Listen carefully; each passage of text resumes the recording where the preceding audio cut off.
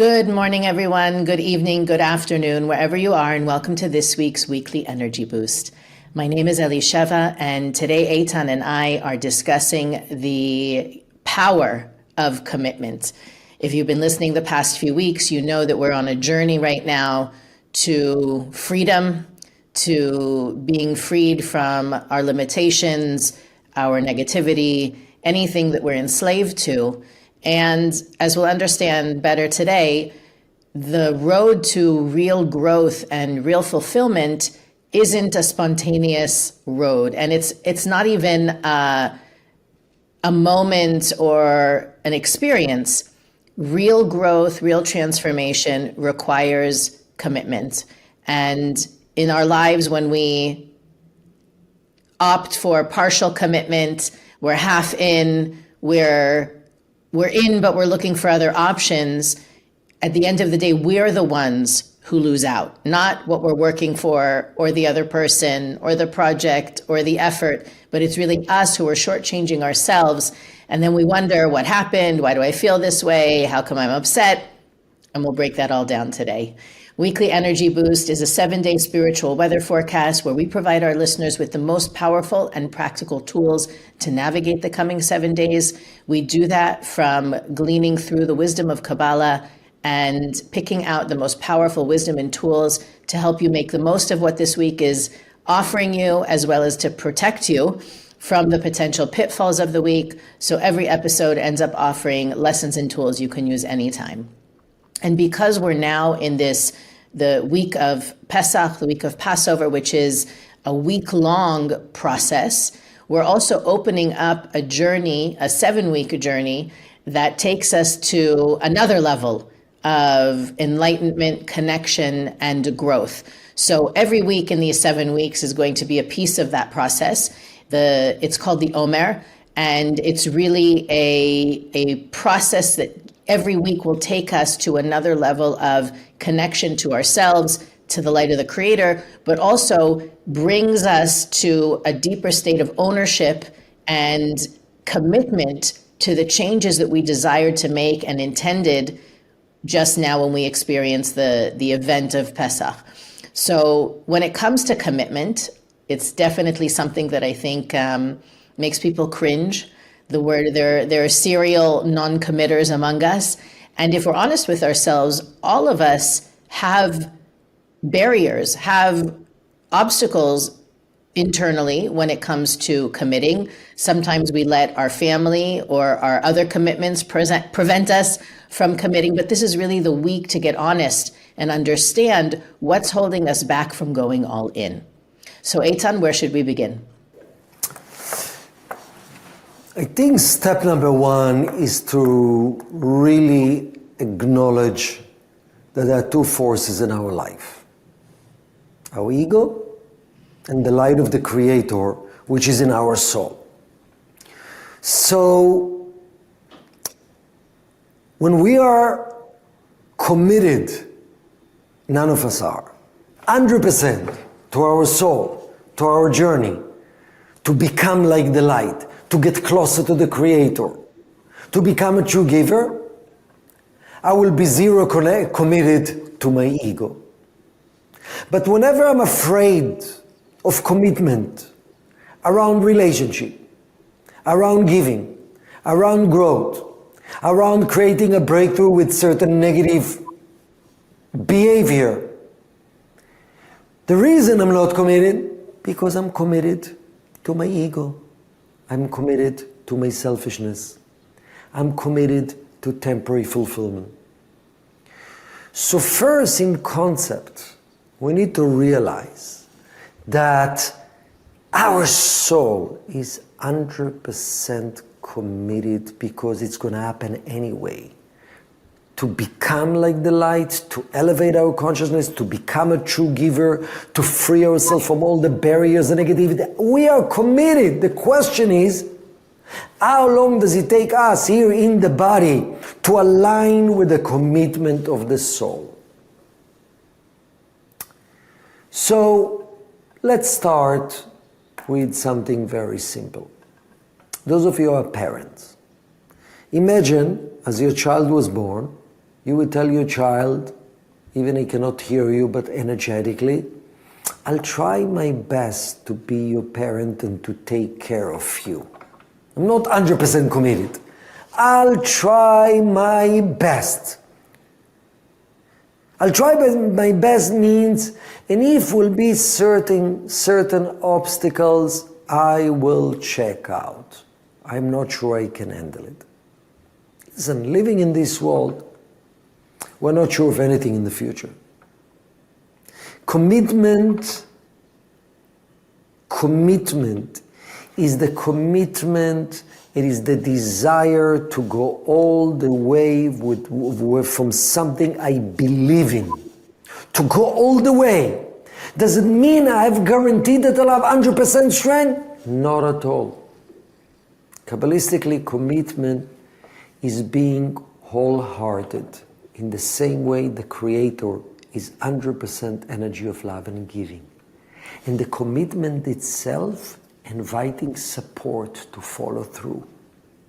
And it becomes easier when you're not committed to do the things that in your heart you believe is the right thing for you to do. When you're not committed, you're always creating space for the ego that wants us to be committed to it. And that's a struggle that all of us are going through. So commitment is the attitude that I'm gonna go all the way regardless the barriers. To help, to grow, to transform, to support. And we'll speak more about details soon. And that attitude itself of going all the way allows the force, which is all the way, the Creator, to come in and to support me. That's where I would start. I think what you said is really important, because for many of us in the back of our minds, in order to commit, we need to know what the future is going to look like. How demanding is it going to be? Will I have the wisdom, the strength? Will I continue to be interested in what I'm interested in right now? And the element of the unknown, and this is something that I try to impose upon everybody that I speak with individually, but the fact that we desire to know what's going to happen, right? For that sense of control, predictability, safety, whatever the reason is, you literally have no way to know. I mean, we definitely felt that way in 2020 when so many things changed for us. But I think now that life is kind of going back to normal, people are also going back to needing to know, needing to understand, needing to be able to predict and to control. And when it comes to commitment, it's not about, here's what's going to be needed for the next 5 years. Do you feel you've got it? Commitment is really knowing that if I commit, like you said, 100%, I will have the strength. The reason that I often don't have the strength is because I have one foot out the door from the get-go.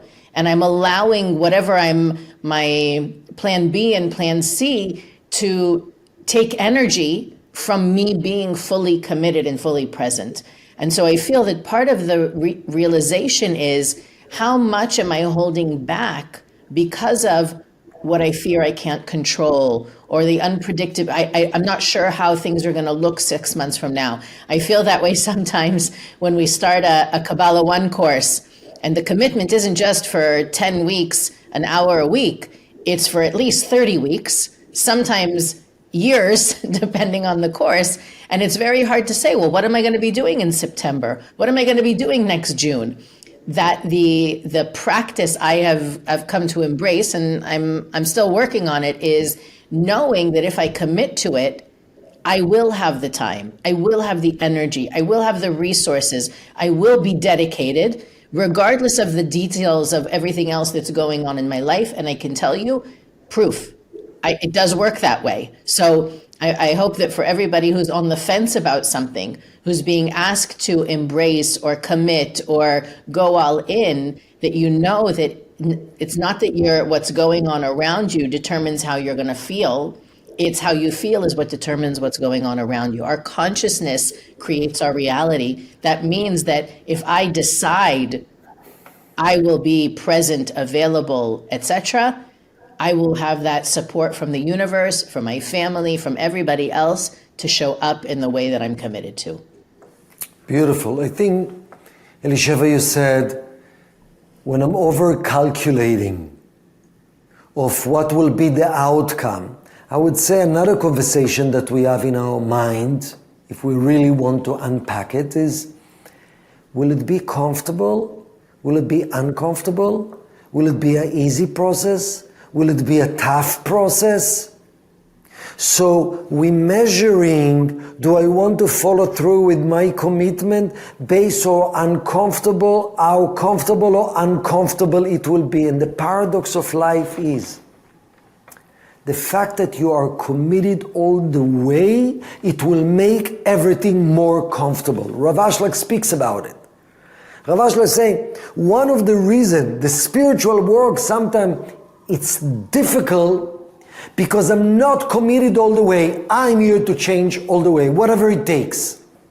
I'm here to let go of this habit, whatever it takes. I'm going all the way. When part of my conversation depend on comfortabilities, let me start to run the marathon, and depend how difficult it will be after 5 miles, I will decide if I'll follow through with the marathon. What do you think will happen? Most probably you will not follow through, because what are you leading from? Soul consciousness or body consciousness? The need for comfort. But I think the first step from everybody and for all of us is, does it mean I should commit to everything? Where do I start? And I think the first step, and there's a teachings from Rav Ashlag that says that you need to be honest in your life in areas you have clarity, soul and emotional clarity. This is the right thing for me. This is the right study for me. This is the right person for me. This is the right soulmate for me. The fact that you have this moment of clarity doesn't mean that you finished the job. It's just invitation from the Creator. Commit to go all the way.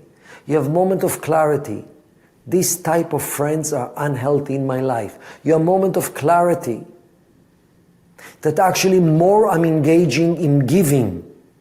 Selfless giving, time, giving my time and my energy, it's a blessing for me. Are you committed? Are you following through? Are you committed for actual actions? Yeah, I felt great about it. So step number 1 is pause. And even now, as we're talking, each one of us have a soul moment's clarity. It's beyond knowledge. It's beyond calculation. It's beyond pros and cons. It's knowing what's healthy for me. I know that working out at least 45 minutes a week, 3 times a week, working out 3 times a week, and at least 45 minutes each time, I have a clarity. It's healthy for my body, it's healthy for my mind, it's healthy for my energy. If I'm not going to hold on and commit and follow through, I'm going to lose even the clarity. And I'll go back to this original conversation. Is it really what I need? So actually, the areas that I need to commit to are constantly, as we're growing as a human being, are constantly taking us to the next level. That works for me. That's what I need to follow through. So I think that's step number 1. We're not, you have to commit. You have to commit with some, it also, you have to ask your soul, is that something I would like to commit? Is it something that a soul level I know it's truthful for me? Yeah, I think also that being aligned, making sure that it is something that I can put my heart and soul into is more important than, do I have the time? Do I have the resources? Am I going to be interested 6 months from now, a year from now? I know, for example, and it's funny just even to think about it in my own journey, but watching other people go through this as well, especially when a person begins their professional journey, whether it begins with committing to go to school to get a certain degree or certification, then committing to the process, showing up, thinking even 10, 20, 30 years from now, am I still going to be interested? Am I still going to desire to express myself in this way or to help people in this way? I think a lot of times for people, they're focused on right now, right? Can I do it right now? Does it work for me right now? And first of all, I think one of the things that's important to understand, and I wasn't thinking about it before, but while you were speaking, part of what gives us this opportunity to strengthen our commitments and to be more discerning about commitments and to have more consciousness and be more inspired about what we commit to is the fact that this is the week in which the Israelites split the Red Sea, right? The story of the Exodus when Moses took the Israelites out of Egypt, they wandered for a few days, and on the seventh day after they left, they had the Red Sea in front of them, the Egyptian army chasing them behind, and it only took one person to go all the way to create what happened there. And there's many Kabbalistic secrets around it. It's not necessarily the point for our conversation today, but one person needed to go all the way to create a miracle for hundreds of thousands of people. And so when I think about what really keeps us from going all the way, it is that fear of what's going to be with me. What if I don't get the recognition, or what if I don't have the strength, or what if, and like you said, the element of being wholehearted, part of being wholehearted is being present. And I don't know how much we give importance to the power of being present. One of the beautiful teachings that comes to my mind is that, light can only be revealed right now. And what you're doing right now to reveal the light of the Creator, to reveal the light of your soul, is what determines the next moment and the next moment and the next moment. But if you're busy focusing on what's going to be next week, next year, not from a proactive, goal-setting, planning, intentional place, but from a fear-based place, how is it going to look? What am I going to do? What if I don't have the right words? What if I'm not? We're not revealing light now, which is actually what depletes the future of its potential. So being present and knowing every moment creates the moment after it, right? I have the strength now, I'm going to go all the way now, and that's determining if I will have the strength on the next step and the next moment and the next part of the journey. So instead of being worried if you'll have the strength 5 years from now, focus on being present and wholehearted now, which I again, we're so good at multitasking these days, having our hands in so many different pots and being involved in so many different things. I wonder if we're depleting our own abilities to be present by doing so many things at once and being involved in so many things at once, to really move more deliberately and more consciously through what we do. Give 100% now to whatever is in front of me, and then at my next meeting, I'm going to give 100% to that, rather than trying to be in 3 meetings at once. I know I'm guilty of it, but I feel like as we step into this new version of ourselves, part of what's going to be required, part of what is required, is being here now. Beautiful.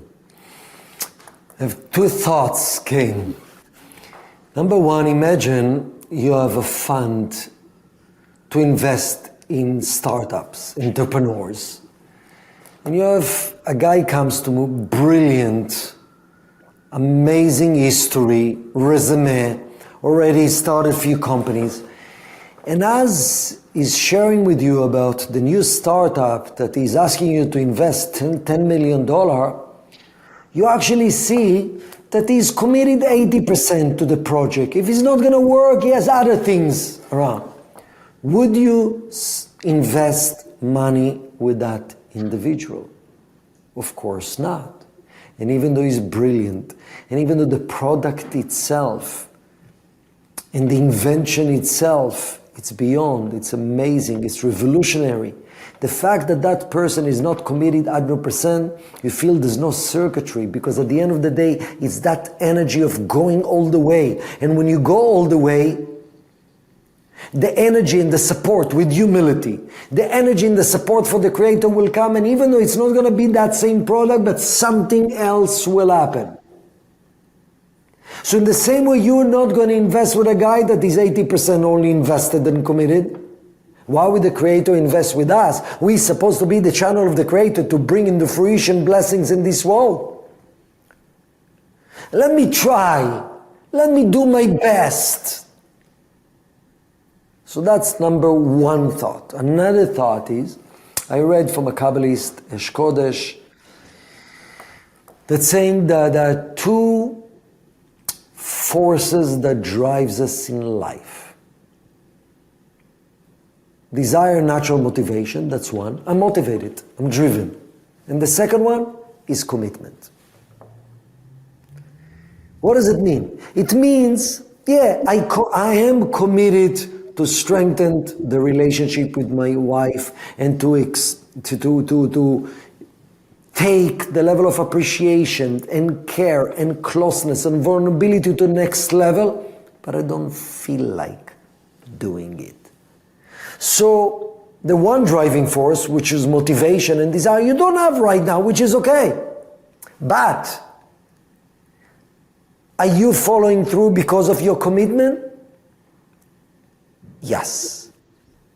So that's important in life. When I'm committed, doesn't mean I will have all the times the natural motivation and passion. And that's actually how you heal gaps. That's how you overcome tikkun. When you acknowledge, yes, right now I'm facing some lack, some discomfort, but I know in my gut and in my soul that that's the energy to move forward, which I committed to. And because of that commitment, which in the moment I committed, I had clarity of the light. That's my driving force. Because if you're going to wait, your driving force will be just, how do I feel now about it? You'll get nowhere in life.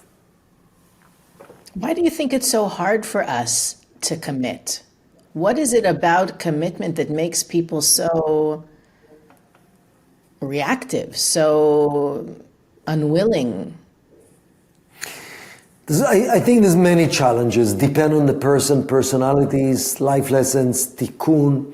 I think one of them is the fear of losing freedom, the fear of being trapped, the fear of not having many options, which the way I see it is the freedom of the ego or the freedom of the soul. So when I'm committed in a soul level to go to my next level spiritually, to be closer to another person, to be more vulnerable with it. So the part of me may be saying, I rather just a little isolation, a little space, a little freedom, but I know it's my ego. And the freedom of the ego will never make me feel good. The freedom of the ego makes me feel lonely and disconnected, and I've experienced it in my life. So that's, and it's the opposite. Actually, full commitment from a soul of follow through what I know in my soul it's right, will bring true freedom. Because commitment towards, we need to look at this differently. Am I committed to be stuck? Or I'm committed to allow limitless energy go through me. And that can be the shift. This temporary discomfort that I might go through might cause me to feel trapped or stuck. But it's illusionary freedom that comes from the ego. Yeah, I think this week for all of us, it would be it's a great time to commit to something, to practice this. So whether it's implementing something in your spiritual practice, committing to a 40-day challenge, maybe to do something different with your meditation, to start to meditate, maybe to commit to a daily study, to commit to checking in on a friend, or find a way not to necessarily overhaul your life with all the crazy commitments, but to pick something simple, small, but proactive that can make a difference on a daily basis in your life, and see how simply the commitment, that doesn't mean you won't be challenged to put it off or delay or say maybe tomorrow. Or I know for me, I when I initially committed to developing my own meditation practice, I noticed that I had this response of, if I can't do it right, maybe I shouldn't do it at all. Meaning it's not quiet, I can't close my eyes and listen to what I want to, like, if elements were missing for that perfect recipe, I should just skip it. And part of what I learned in that process years ago was, right now, if it's coming to, like, you already put your footsteps in the sand. Right now, all you have to do is walk through it by making that commitment, by saying, I will do this for the next 40 days. You've already created a vessel, an imprint to receive the support and the strength to do it, and then create again through doing it greater support and greater strength. It's a beautiful catch-20, not a vicious cycle, but a beautiful cycle. Let's say that you create by showing up and fulfilling those footsteps every day of your commitment. You generate more energy for the day, the next day, and the next day, and the next day. Even if, and that's the trap, is if you don't feel it, you might say, well, it's not doing anything. Continue regardless, choosing your awareness over your emotion, and you will see a breakthrough for sure. Weekly Energy Boost is available on all podcast platforms, YouTube, Facebook, and Instagram. You can follow us there for additional content to support you in applying everything we talk about every week. You can also search our archives at weeklyenergyboost.com, send us a message there, and click the donate button to support Weekly Energy Boost. But more important than anything, share this episode. Make the world a brighter place by helping people open their eyes and their minds to what is possible. And we'll see you next week on the Weekly Energy Boost.